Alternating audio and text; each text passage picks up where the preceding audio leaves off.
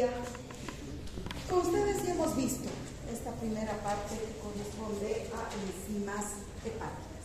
Simplemente para recordar, cuando hablamos de las enzimas utilizadas para el diagnóstico de lesiones hepáticas, tenemos que considerar primero cuáles son las funciones del hígado: metabolismo de nutrientes, producción de bilis, detoxificación, síntesis de proteínas, almacenamiento y defensa inmunológica.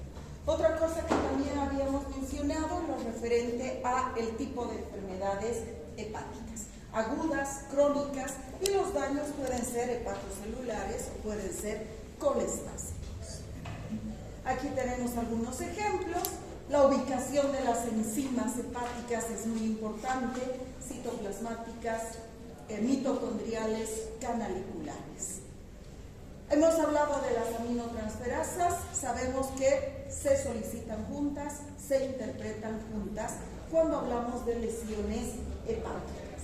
Sabemos que la alaninoaminotransferasa citoplasmática, mientras que el aspartato tiene dos localizaciones: 80% mitocondrial y solamente 20% citoplasmático. Y justamente como consecuencia de eso, tenemos el cociente o el índice de Rittis, que hemos mencionado que cuando el aspartato se divide entre el alanino y tenemos un valor menor a 1, se trata de una hepatitis aguda. Cuando están más o menos paralelas, tenemos hepatitis crónica leve a moderada. Y cuando es mayor a 2, entonces se trata de hepatitis alcohólica, cirrosis hepática, fibrosis hepática y esas alteraciones que ya son crónicas e irreversibles. ¿Por qué? Porque el aspartato está mucho más elevada que el alanino y el aspartato tiene localización mitocondrial. Otras lesiones: infartos, traumatismos musculares, neuromusculares, hemólisis, también producen la elevación de la aspartato, cosa que no sucede con la alanina. También hemos hablado de la gamma-glutamiltransferasa. Hemos indicado que es una enzima canalicular que se eleva en procesos de tipo obstructivo, pero que además es muy importante para hacer un seguimiento de pacientes alcohólicos. En ningún momento hemos indicado que es o que permite el diagnóstico del alcoholismo. Ya sabemos que nuestro paciente es alcohólico, pero nos va a dar una información de ingesta reciente de alcohol. Entonces, esa es la importancia. También habíamos visto otro tipo de lesiones: es un marcador de colestasis. El problema es que no me distingue si la obstrucción es intra o es poshepática. Simplemente nos dice hay obstrucción. Es un marcador de inducción enzimática, consumo de alcohol, uso prolongado de fármacos. Y lo que vamos a ver ahora es que permite realizar un diagnóstico diferencial del origen de la fosfatasa alcalina. ¿Por qué? Porque justamente eso es lo que vamos a ver ahora. Muy bien. Entonces, ahora vamos a continuar y vamos a hablar de la fosfatasa alcalina. La fosfatasa alcalina es otra enzima importante, pero no solo para el diagnóstico de lesiones hepáticas. La fosfatasa alcalina se sintetiza principalmente en el hueso. Su principal origen es el hueso y accesoriamente se sintetiza también en el hígado, en la placenta, en el intestino, en los leucocitos, entonces en el riñón. Entonces tiene una gran cantidad de células que van a ser capaces de sintetizar fosfatasa alcalina. Es importante mencionar que hay dos tipos de fosfatasas: la fosfatasa alcalina y la fosfatasa ácida. Dos tipos de fosfatasas. ¿Cuál es la diferencia? Cumplen la misma función. Lo que hacen es degradar los pirofosfatos. ¿Y dónde están los pirofosfatos? En el adenosintrifosfato, en el adenosindifosfato, en el monofosfato, ¿sí? En los guanidins-fosfatos. Entonces, lo que hace es degradar, no transferir como sucede para la obtención o la regeneración de energía, sino que metaboliza. Y lo que vamos a tener es adenina, guanina o cualquiera de las bases nitrogenadas. La fosfatasa alcalina está unida a las membranas celulares y lo que hace es degradar los grupos fosfato. Cuando es liberada a circulación sanguínea, tiene una vida media apenas de 3 días. En el hueso, lo que hace es degradar el pirofosfato y colaborar con la mineralización ósea.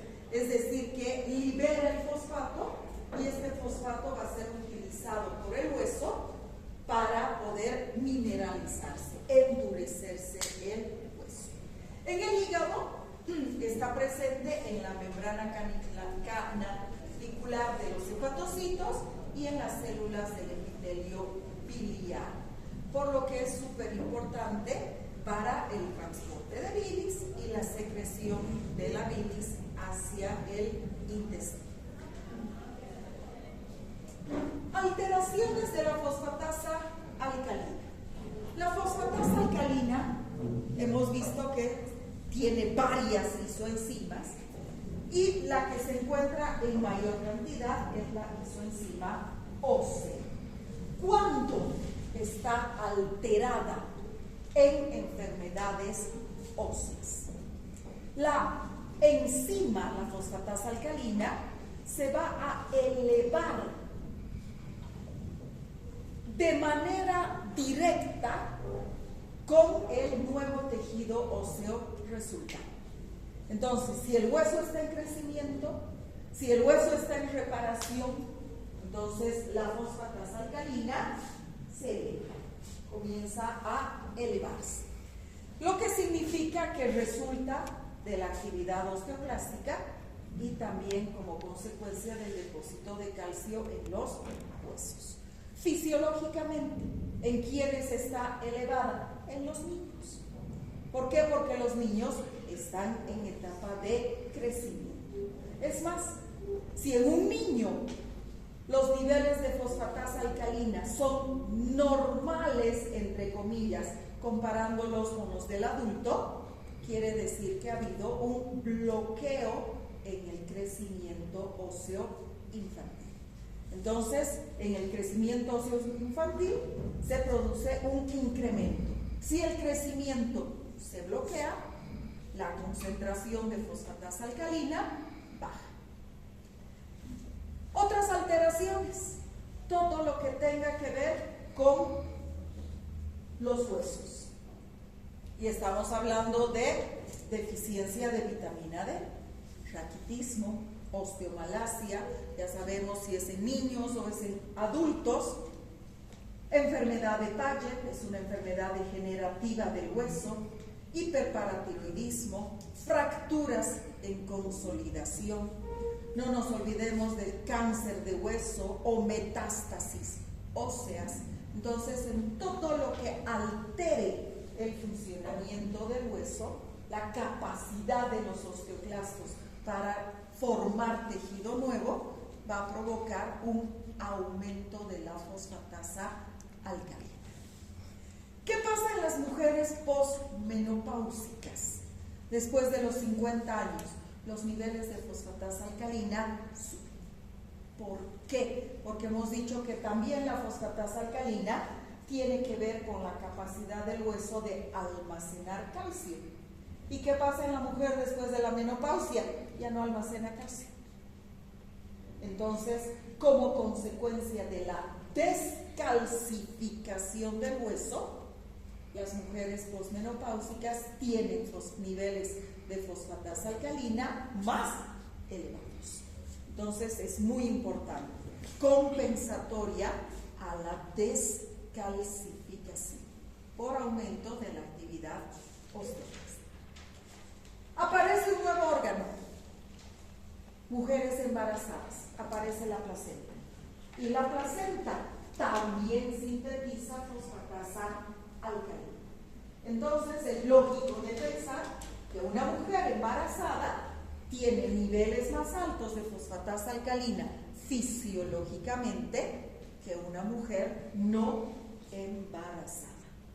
Muy importante, porque las mujeres embarazadas también pueden tener problemas biliares o hepatobiliares.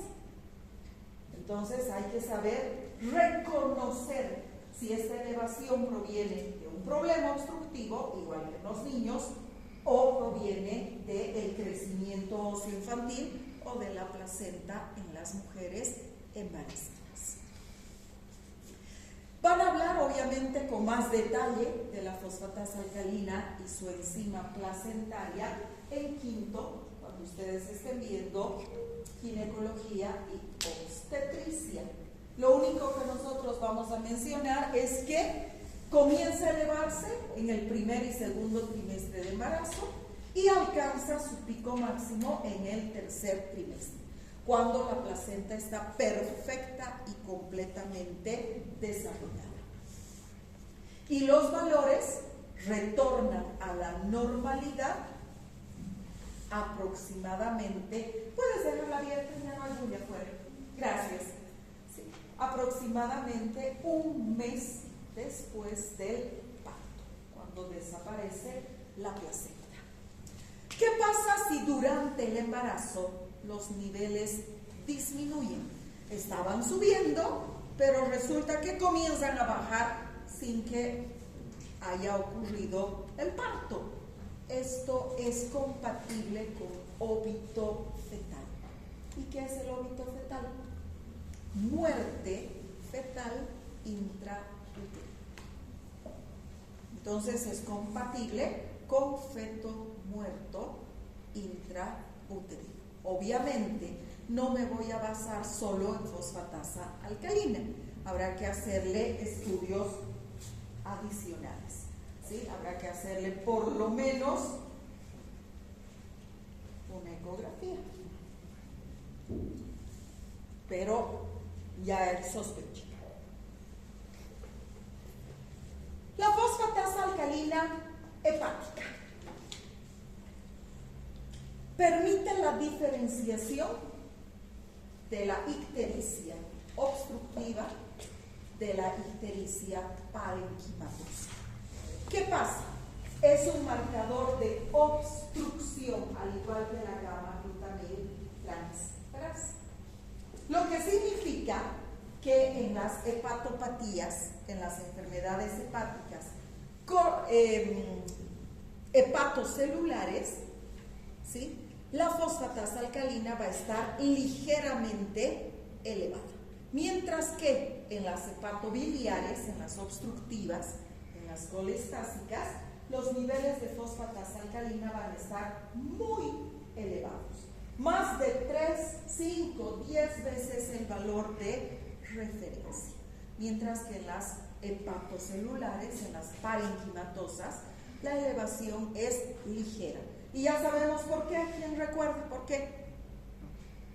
Porque en las lesiones hepatocelulares las colestáticas también se elevan.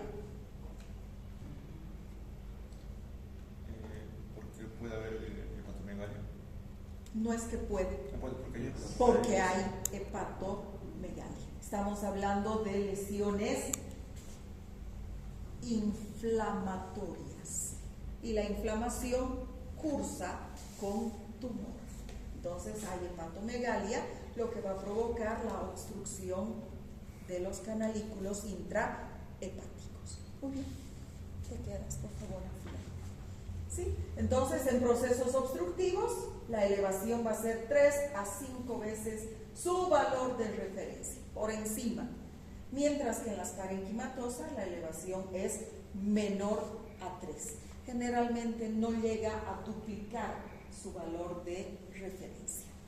¿Cuáles son los mecanismos? Pues obstrucción biliar, inflamación biliar, inflamación hepática, pero tumores metastásicos, ¿sí? Fármacos colestáticos, pacientes que están en tratamiento antibiótico por mucho tiempo.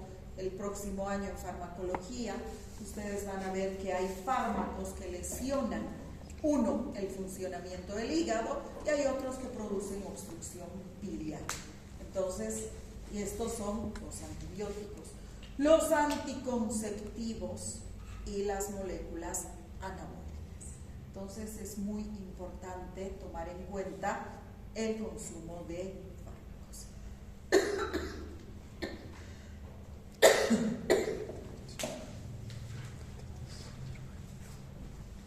Vamos a continuar y vamos a hacer un repaso de la lactato deshidrogenasa.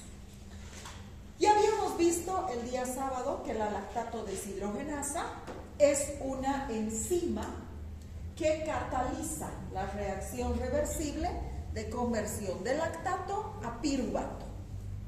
Entonces, la lactato deshidrogenasa es la que va a provocar esta reacción de oxidorreducción.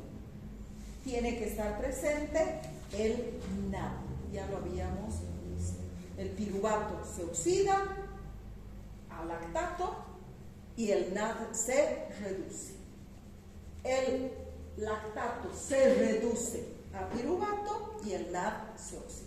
Entonces es una reacción química que necesita de una coenzima.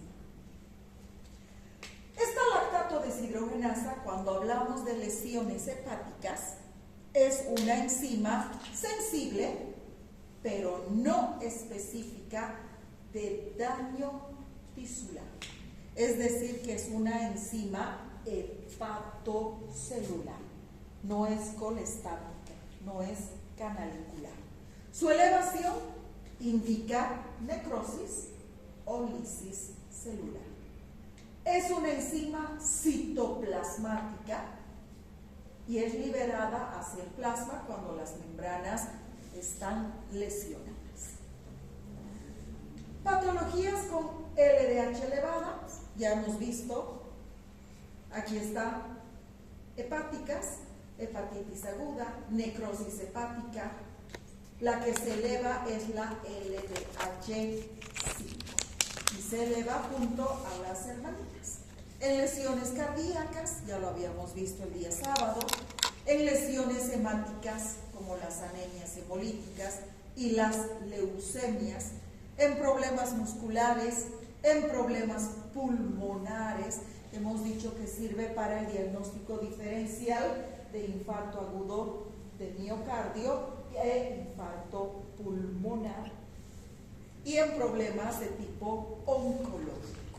Entonces también es importante como marcador de cáncer, ¿sí? Se me ha ido la palabra, como marcador tumoral, En hepatopatía, la lactato deshidrogenasa se eleva en las hepatitis virales, en las necrosis hepáticas y en las isquemias hepáticas, lo que se conoce como shock hepático. Ya hemos dicho, se eleva junto con las hermanitas y con la bilirrubina, que la vamos a estudiar después. Diferencias en la colestasis. Cuando la colestasis, el problema obstructivo, es puro, no hay lesión hepatocelular, la lactato deshidrogenasa puede ser normal o levemente aumentada. ¿Por qué? Porque no se excreta por la vía habitual. Entonces puede estar ligeramente elevada. La elevación significativa de la lactato deshidrogenasa sugiere que el problema obstructivo ha empeorado. ¿Qué es lo que sucede? Que como las enzimas no pueden ser liberadas hacia el intestino, regresan al hígado y comienzan a lesionarlo. Entonces, quiere decir que hay un componente de necrosis hepatocelular adicional. Por eso es importante tratar los problemas obstructivos a la brevedad posible. Y la última, la 5-nucleotidasa. La 5-nucleotidasa es una enzima de membrana. Su función es hidrolizar los nucleótidos monofosfato, como el adenosín monofosfato, a nucleósidos, adenosina y fosfato inorgánico. Esa es la función de la 5-nucleotidasa. Se encuentra ampliamente distribuida y su forma predominante proviene del hígado. Si bien está en muchas células, la mayor cantidad de esta enzima es hepática. ¿Qué características bioquímicas son importantes? La localización. Es una enzima unida a la membrana del retículo endoplásmico y de la membrana plasmática del epitelio biliar hepático. Ya sabemos que su función participa en el metabolismo de los mononucleótidos y está inducida su elevación por colestasis, inflamación del epitelio biliar o fármacos hepatotóxicos. Entonces, en todas estas situaciones, la 5-nucleotidasa se eleva. Importancia clínica diagnóstica. La medición de la 5-nucleotidasa es clínicamente útil para confirmar el origen hepático de una colestasis. Tiene un comportamiento similar a la fosfatasa alcalina. Aumenta en condiciones de obstrucción biliar. Nuevamente el problema, no me diferencia intra de post-hepática. Es un marcador de obstrucción.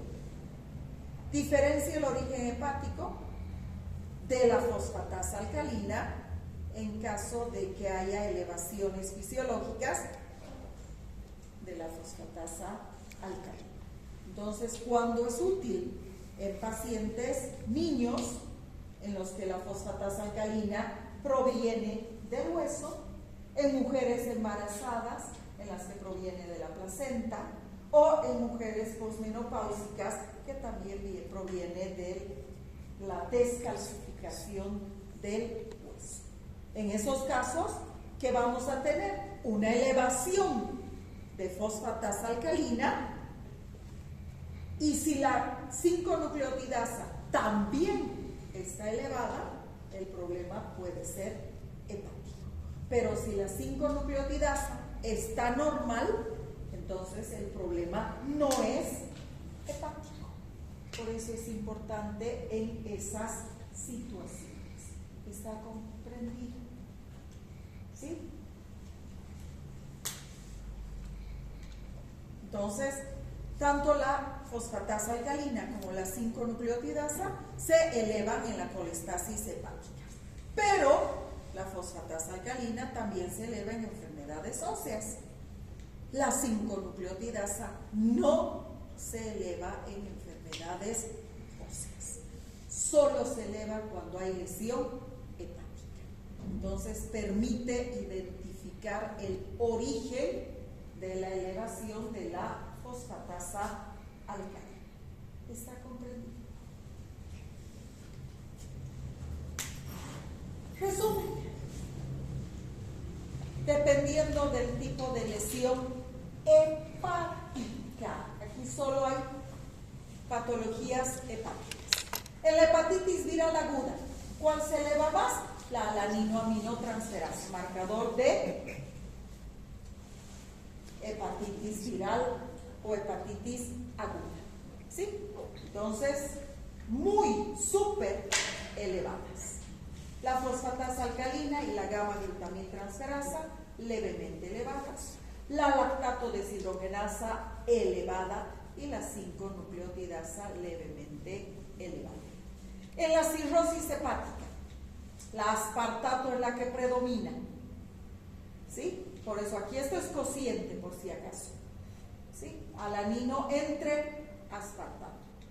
La fosfatasa alcalina levemente elevada, la gamma-glutamiltransferasa más elevada que la fosfatasa, la lactato deshidrogenasa, marcador de necrosis celular, muy elevada, y la 5-nucleotidasa ligeramente elevada. En la hepatopatía alcohólica, la aspartato muy elevada, tenemos la relación azatala mayor a 1, mayor a 2.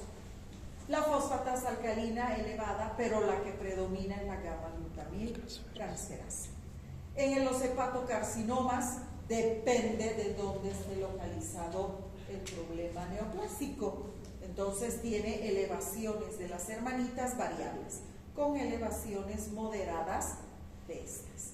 En las obstrucciones biliares, estas normales o ligeramente elevadas, y estas son las que se elevan más de 3 veces el valor de referencia. Y estas otras, aquí hay un error, la 5-nucleotidasa elevada. ¿Sí? En la colangitis esclerosante también hay elevación, y en la toxicidad por paracetamol, como es un problema de tipo hepatocelular, estas van a estar mucho más elevadas que estas otras. La fosfatasa alcalina no se eleva en la intoxicación por paracetamol. No hay inducción hepática en la liberación de fosfatasa alcalina. Estas son enzimas que están en investigación, que también pueden ser en algún momento útiles para las lesiones hepáticas. Entonces tenemos a la glutamato deshidrogenasa, que es específica de las mitocondrias hepáticas. No tiene el problema del aspartato, que hay una fracción citoplasmática. Esta es específica de las mitocondrias. La citoqueratina 18 fragmentada es un biomarcador de apoptosis hepatocelular. ¿Qué es la apoptosis? Muerte celular programada. Entonces, en estos casos, ¿cuál vamos a buscar? La K18.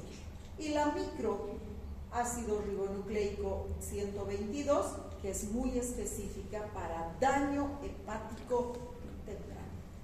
Pero todavía están en investigación, todavía no hay un reactivo de venta comercial que permita su cuantificación. En unos cuantos años, 1 o 2 años máximo, ya tendremos noticias si realmente cumplen con su función y se las va a comenzar a utilizar para el diagnóstico o no. Obviamente, las ciencias que están directamente relacionadas con el estudio de estas enzimas son las metabolómicas y la proteonómica hepática. Ya hemos hablado en el primer tema de las ciencias, entonces muy importantes. Esta se encarga del metabolismo hepático en este caso, y esta de las proteínas hepáticas. Entonces son ya ciencias mucho más específicas que se van a encargar del estudio molecular. Ya hemos hablado del infarto agudo de miocardio, y lo único que nos queda ya es la fosfatasa ácida.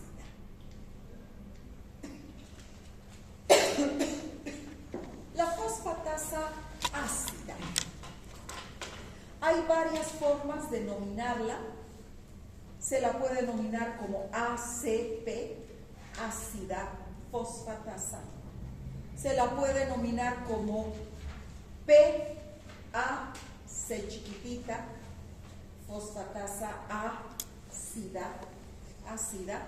Se origina principalmente en el hígado, posiblemente en el vaso y se encuentra muy distribuida en eritrocitos, leucocitos, plaquetas, próstata, testículos, riñón, pulmón, hueso y otros tipos de células. Presenta, por lo tanto, varias isoenzimas. Las isoenzimas de la fosfatasa ácida se subdividen en dos. Vamos a ver las enzimas o las isoenzimas tartrato resistentes y las isoenzimas no tartrato resistentes. ¿Qué es el tartrato? El tartrato es una sustancia química que se le adiciona a la muestra, al suero, para destruir a las enzimas, a las fosfatasas ácidas, que no son resistentes al tartrato. Y solamente quedan las que sí son resistentes al tartrato. Entonces vamos a ver enseguida cuáles son esas. Fisiológicamente se produce en cantidades mínimas en los varones y se elimina junto con el semen y la orina. La fosfatasa ácida presenta estas isoenzimas: la prostática, la tartrato resistente, la lisosomal, la eritrocitaria y la osteoclástica. Los tejidos que las originan, obviamente la prostática solo en la próstata, ¿sí? La tartrato resistente en los osteoclastos y en los macrófagos, la lisosomal en los leucocitos y también en los macrófagos, la eritrocitaria obviamente en los eritrocitos, y aquí tenemos esta que no es resistente, que también, esta debería estar unida, la tartrato resistente en el hueso, ¿sí? Pero aquí está separada en osteoclástica y tartrato resistente, porque la osteoclástica es tartrato resistente. ¿Se inhibe por el tartrato? No. No. Entonces esta debería estar unida. ¿Qué características tiene la fosfatasa ácida prostática? La fosfatasa ácida prostática es una glucoproteína cuya actividad está regulada por los niveles de testosterona. Tiene funciones en la degradación del semen y en la inmunotolerancia en el tracto reproductivo masculino. Se secreta en condiciones normales en pequeñas cantidades a través de las secreciones seminales y llega en cantidades mínimas a circulación sanguínea. ¿Qué pasa cuando hay un cáncer de próstata? Las membranas celulares de la próstata se estiran y eso va a provocar que la fosfatasa ácida prostática salga y llegue a circulación sanguínea en mayor cantidad. Entonces permite el escape de la fosfatasa ácida de manera masiva hacia la circulación sanguínea. Por lo tanto, es un marcador de neoplasias, es un marcador tumoral, muy empleado para, ya no el diagnóstico, pero sí para el seguimiento del cáncer de próstata. Aplicaciones clínicas: cáncer de próstata. Antes de que se descubriese esta otra molécula, que se llama antígeno prostático específico, la fosfatasa alcalina era el principal biomarcador de diagnóstico del adenocarcinoma prostático. ¿Por qué? La utilidad radica en la detección de metástasis óseas, pero sobre todo en la monitorización postquirúrgica del cáncer de próstata. Aunque ha sido reemplazada por el antígeno prostático específico, algunos estudios sugieren como marcador complementario. sobre todo en pacientes con valores de antígeno prostático específico dudosos. Actualmente, como les digo, es utilizada cuando no se cuenta con antígeno prostático específico. La mayoría de los laboratorios ya hacen antígeno prostático específico, pero posiblemente en provincias no. Entonces se sigue utilizando fosfatasa ácida prostática. Pero para hacer un seguimiento postquirúrgico se la sigue empleando. ¿Por qué? Porque la fosfatasa ácida prostática se comienza a elevar como consecuencia del inicio del problema neoplásico. Y cuando este remite, cuando hemos extirpado el cáncer de próstata, la lesión tumoral, entonces esta regresa a valores de referencia, volviéndose al final indetectable. Entonces es muy importante en el seguimiento post-tratamiento del cáncer de próstata. Aquí hay una tabla que me permite comparar la fosfatasa ácida prostática con el antígeno prostático específico. Aunque la fosfatasa ácida fue útil en los años 70 y 80, el antígeno prostático ha desplazado su uso clínico debido a que el antígeno prostático tiene una mayor sensibilidad, sobre todo en etapas tempranas del cáncer de próstata, cuando los niveles de fosfatasa ácida todavía no están lo suficientemente elevados. El antígeno prostático específico lo está. Entonces, si sospechamos de un cáncer de próstata inicial, no vamos a pedir fosfatasa ácida, vamos a pedir antígeno prostático específico.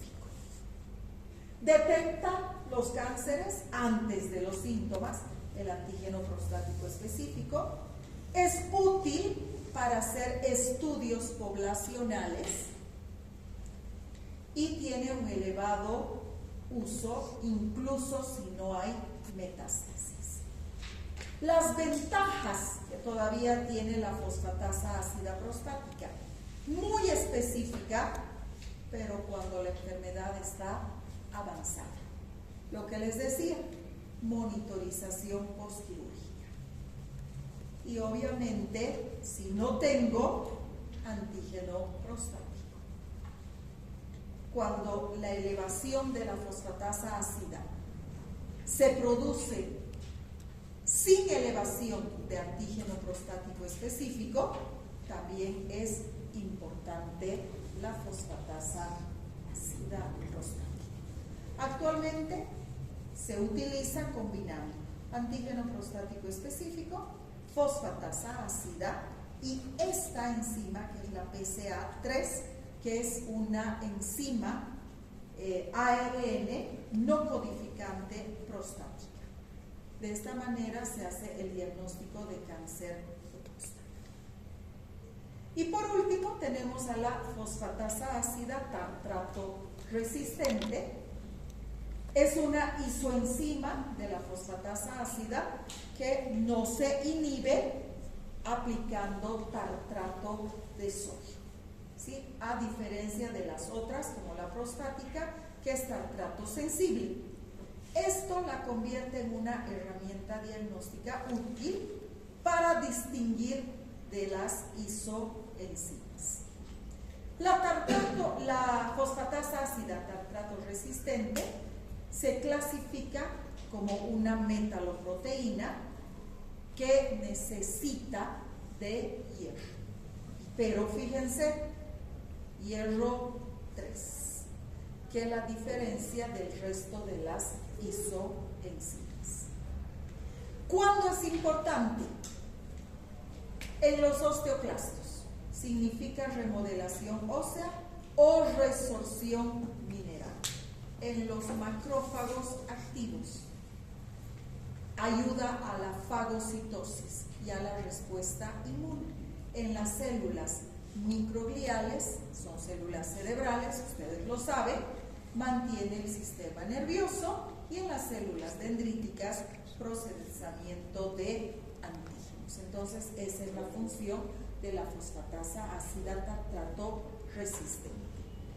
¿Cuál es la principal utilidad de la fosfatasa ácida tartrato resistente en enfermedades óseas? Diagnóstico: en la enfermedad de Paget, en la osteoporosis posmenopáusica, en las metástasis óseas y en los mielomas múltiples. Entonces, sobre todo cuando hay afectación ósea. Luego tenemos en las enfermedades hematológicas, muy importante en el diagnóstico de la leucemia mielomonocítica crónica, en la sarcoidosis y en la enfermedad de Gaucher. Tenemos errores genéticos raros que también van a provocar su elevación, y la principal aplicación actual de la fosfatasa ácida tartrato resistente es como marcador clave para el diagnóstico de este tipo de leucemia, la leucemia de células pilosas. Ayuda a diferenciar este proceso neoplásico de cualquier otro tipo de leucemias. Entonces, es muy importante el uso de fosfatasa ácida tartrato resistente para el diagnóstico diferencial de la leucemia de células pilosas. ¿Dónde? ¿Cuál va a ser la muestra para diferenciar? ¿Para qué se utiliza? Para dos cosas: la fosfatasa ácida tartrato resistente. Uno, diagnóstico de leucemias, o dos, diagnóstico de lesiones neoplásicas óseas. Pero ¿dónde varía? En la muestra utilizada. Para el diagnóstico de leucemias necesito células, leucocitos. Para el diagnóstico de lesiones óseas necesito plasma. Entonces, ahí está la variación. Depende de la muestra. Lesiones óseas, la muestra es plasma. Lesiones neoplásicas, leucemias, la muestra son células, leucocitos. Ahí es donde la vamos a utilizar. Muy bien. No sé si está comprendido. Con esto hemos concluido todo lo que corresponde al capítulo de enzimas. El día lunes no vamos a pasar con ustedes el sábado, porque mañana hay feriado y todavía no he visto esto con los de los otros dos grupos. Entonces, el día lunes directamente comenzamos un nuevo capítulo, bioenergética, el que más les gusta. Sí, creo. Sobre la creatinasa en una terapia trombólítica. ¿Cómo? ¿Cómo funciona la creatinasa en una terapia trombólítica? La creatinasa. Sí, vi que tenía como isoenzimas que hacían o sea, se inyectaba eso y abría las arterias en un marcador de La creatinfosfosinasa. La creatinsinasa. No son las creatinasas. Sí. La creatinfosfosinasa. Eso van a ver en cardiología. Por eso es que cuando la CPK, después de una terapia trombolítica, tiene un segundo pico. Eso lo habíamos explicado el día sábado. ¿Sí? Entonces se inyecta esta enzima y va a provocar la desobstrucción del vaso obstructivo. Por eso hay un segundo pico de la CKMP.